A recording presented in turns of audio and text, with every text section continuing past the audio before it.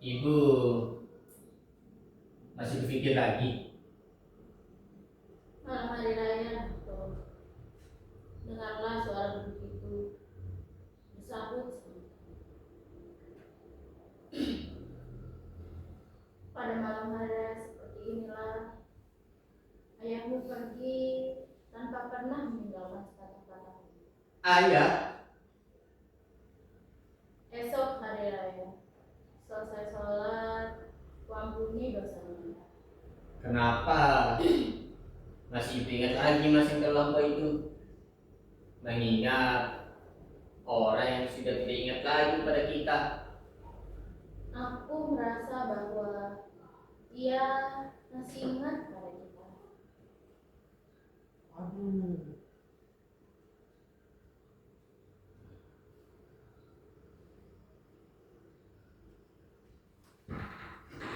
Assalamualaikum. Waalaikumsalam.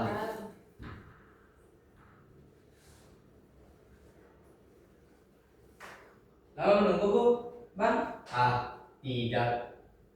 Agak lambat hari ini, Mun. Gimana kamu berbuka puasa tadi? Kerja lembur Bu. Tadi aku sudah berbuka puasa dengan teman kerjaku di kantor.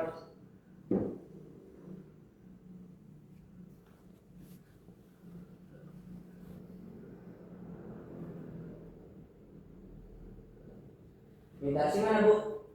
Mengantarkan jahitan.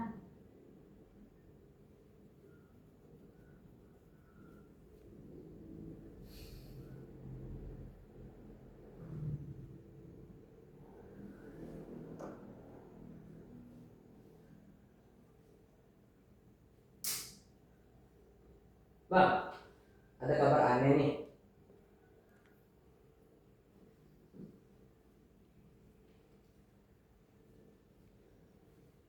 Tadi aku bertemu dengan seorang pria tua yang serupa benar dengan ayah. Oh, begitu. Ngomong-ngomong, selama hari raya ini berapa hari kau libur, Bang? 2 hari Bang. Oh, Oh iya, masih ada makanan yang belum diambil di dalam.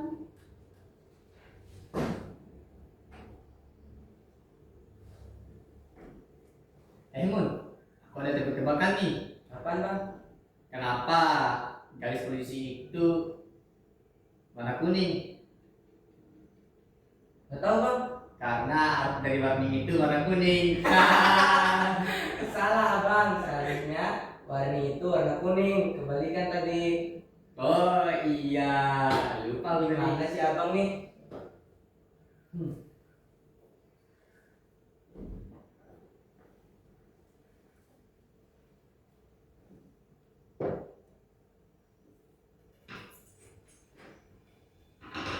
Assalamualaikum.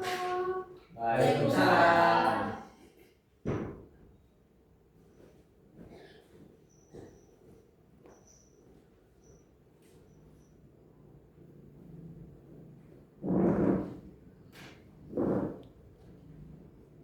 Sudah pada berbuka puasa semuanya. Tadi kami menunggu kamu, tapi belum ada benar.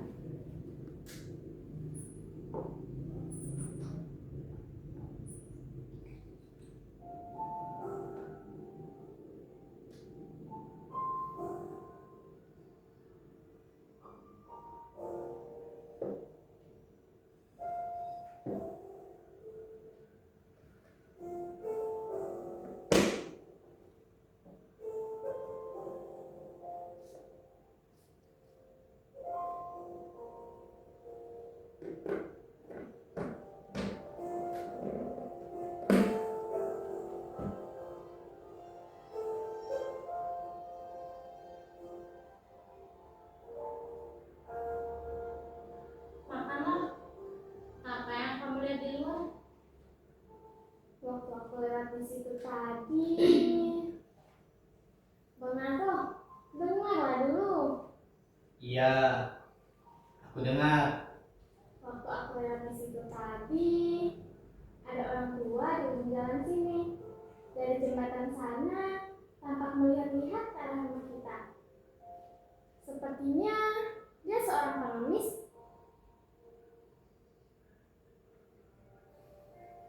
Ya, kenapa pada diam sih? Orang tua. Bagaimana rupanya? Hari agak gelap, Bang. Jadi, tak begitu jelas kelihatannya. Tapi, kalau tidak salah dia tinggi. Coba ku lihat. Siapa, Mun? Ada orang kelihatannya, Bang. Oh, Pada malam hari seperti ini, ia berlalu begitu. Mungkin aduh, lupakan saja lah, aku sudah berlalu dulu itu. waktu kami masih sama-sama muda, kami sangat berkasih-kasihan. Sejelek-jelek ayahmu, masih banyak kenangan di masa itu yang tidak dapat ibu lupakan. Mungkin ia kembali juga. Bang, aku ada pertanyaan nih. Apaan tuh? Abang tahu nggak siapa yang membaca proklamasi? Tahu lah, Siapa? presiden pertama kita. Iya, Soekarno. siapa? Oh, kok abang tahu sih? Walaupun aku udah sekolah, aku tetap belajar sejarah.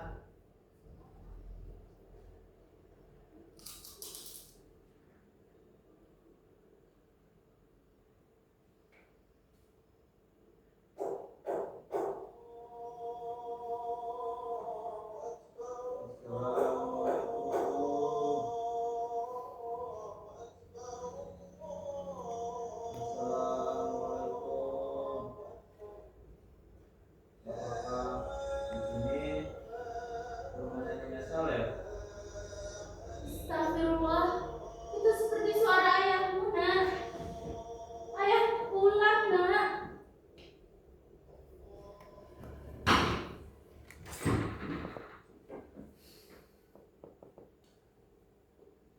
Tina, apakah engkau Tina?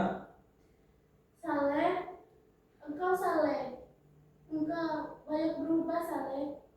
Ya, aku banyak berubah Tina.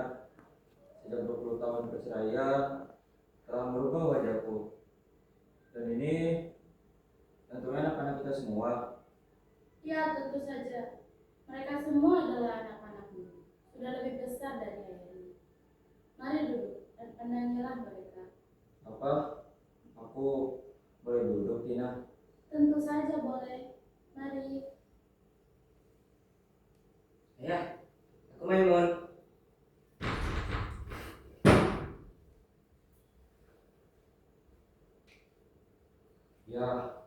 Ya Maimun, engkau sudah besar sekarang nak. Waktu aku pergi dulu, engkau masih kecil sekali, kakimu masih lemah. Dan ini gadis siapa? Saya minta Arsi, Ayah. Ya Mintarsi, engkau sudah besar sekarang nak. Aku dengar dari jauh bahwa aku mendapatkan seorang putri lagi. Engkau cantik sekali Mintarsi, seperti ibumu di masa muda. Aku senang sekali. Tidak tahu apa yang harus kulakukan. Ya, aku sendiri tidak tahu harus memulai bicara dari mana. Anak-anak semuanya sudah besar sekarang. Aku kira inilah bagian paling besar. Ternyata anak-anak dapat tumbuh besar ya walaupun tidak dengan ayahnya. Mereka semua sudah jadi orang yang pandai sekarang. Gunarto bekerja di perusahaan tenun, dan Maimun tak pernah tinggal kelas sama bersekolah. Setiap hari keluar sebagian pertama dalam ujian. Mereka semua sudah mempunyai penghasilan masing-masing. Dan Mintarsi, dia ini yang membantu aku menjahit. Ah, ibu. 10 tahun aku menjadi saudagar besar di Singapura. Aku mempunyai pegawai berpuluh-puluh orang. Tapi malam hariku semua hangus terbakar. Lalu seolah-olah masih belum puas menyeret aku ke lembah kehancuran. Saham-saham yang ku beli semua merosot semua nilainya sehabis perang ini.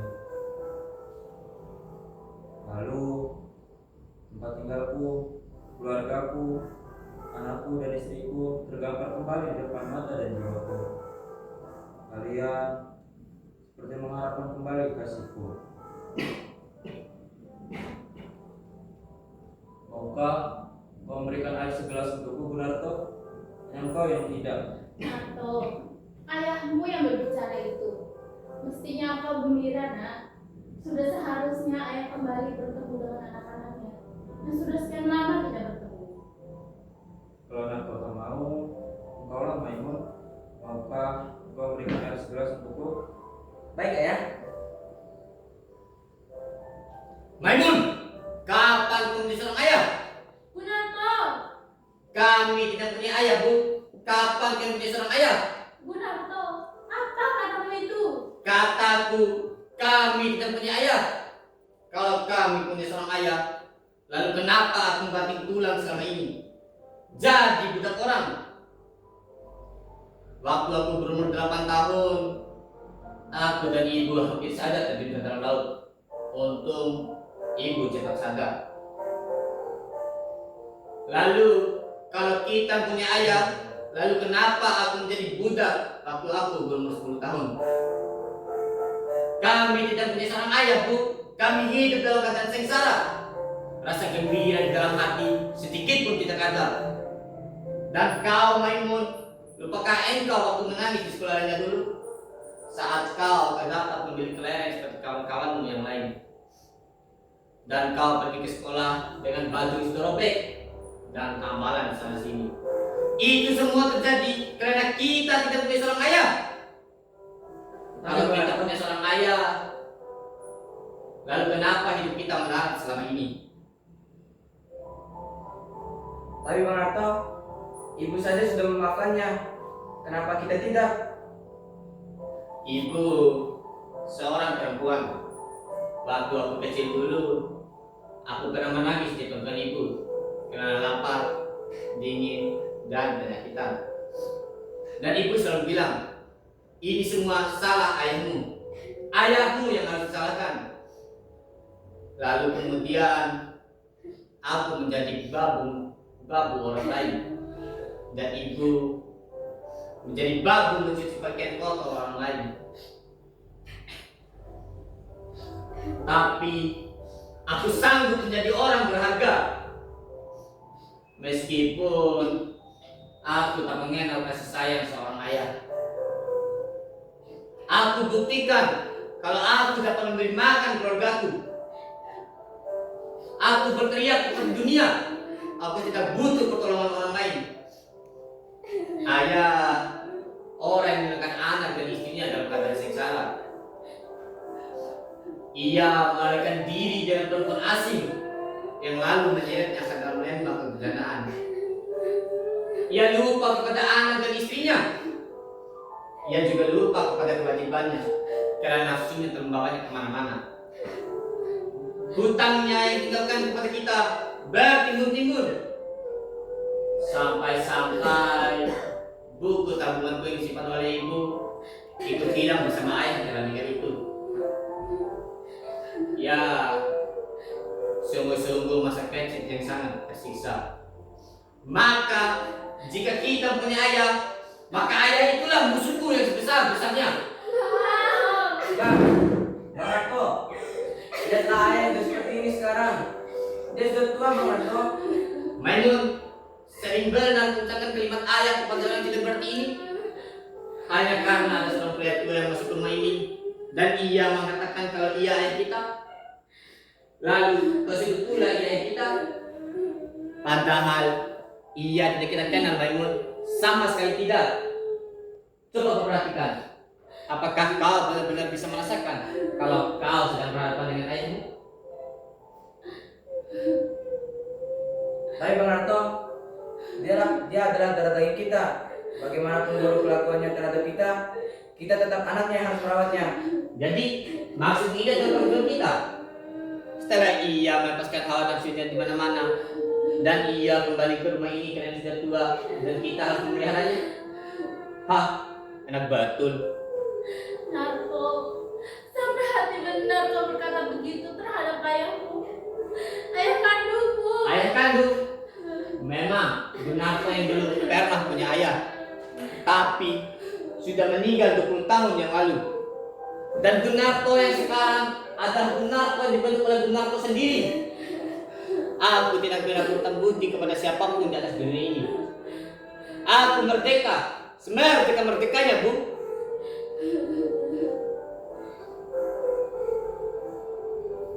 Aku memang berdosa dari itu.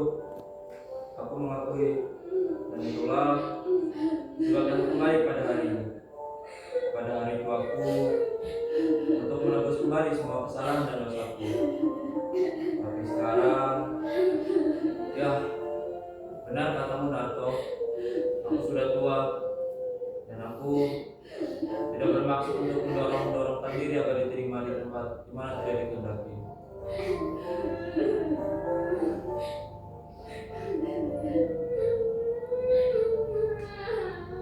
Baiklah, aku akan pergi. Tapi tahukah kau Narto, betapa sedih rasa hatiku. Aku yang pernah dihormati sebagai orang yang punya uang berjuta banyaknya, sekarang diusung sebagai pengemis oleh anak-anaknya sendiri.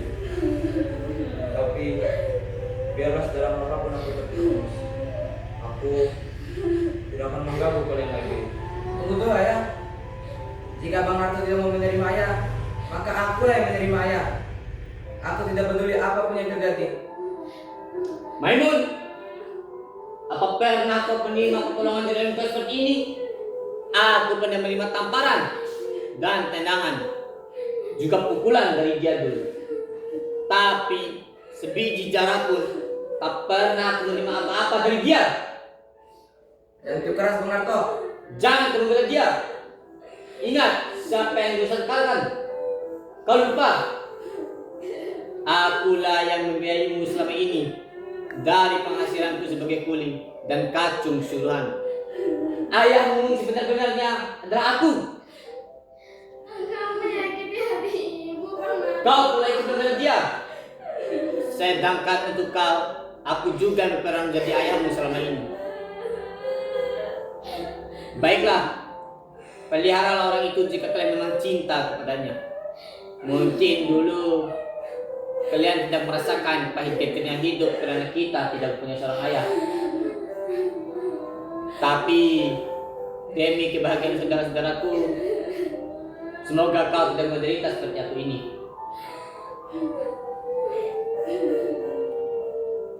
Aku mengerti. Bagiku tidak ada jalan untuk kembali. Jika aku kembali, aku hanya mengganggu keluarga dan kedamaian anakku saja. Biarlah aku pergi. Inilah jalan terbaik. Tidak ada jalan untuk kembali. Ayah, apa ayah punya uang? Ayah sudah makan? Kemana ayah akan pergi sekarang? Di jalan ke sungai, aku hanya seorang pengemis sekarang. Seharusnya memang aku malu untuk masuk kembali ke dalam rumah untuk tinggalkan dulu. Aku sudah tua dan Ayah! Ayah!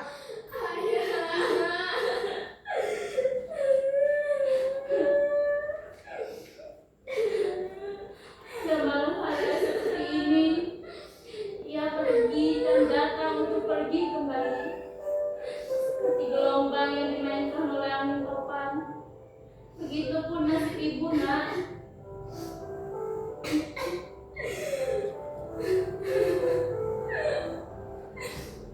Bang Narto, bagaimanakah abang? Tidak dapatkah abang memaafkan ayah? Besok hari raya, Bang Narto. Sudah seharusnya kita saling memaafkan. Apa abang tidak kasihan? Kemana dia akan pergi setelah itu, Bang Narto?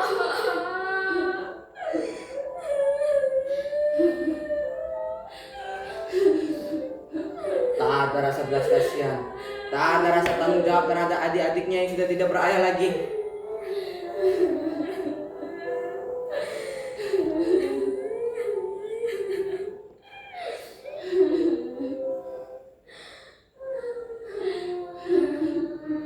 Janganlah kalian lihat aku sebagai terdakwa.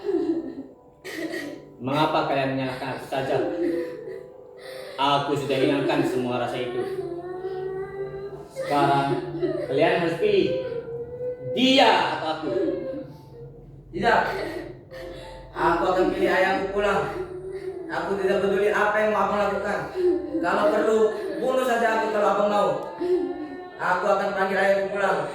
Ayahku mesti pulang. Ayahku pulang. Maimun, kembali.